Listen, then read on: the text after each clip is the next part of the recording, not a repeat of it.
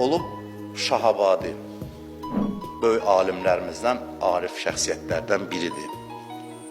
Eşitmişsiniz bunu, hamama gedir, qabaq cəmaat ümumi hamamda yuyunardı.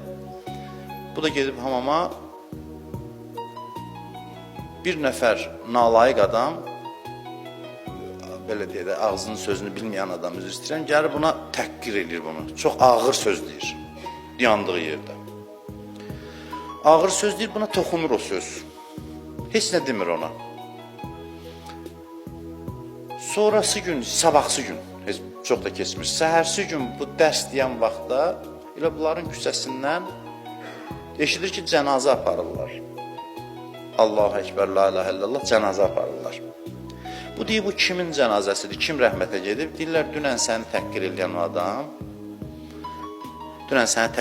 adam, qayıtdı, gəldi evə, elə evə çatandan dedi, dilim ağrıyır.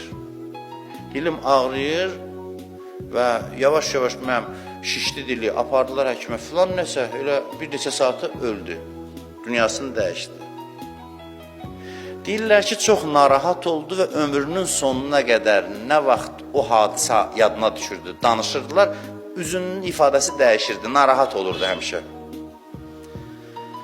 Soruşurlar ki, sən niyə görə narahat olursan bu hadisəyə görə?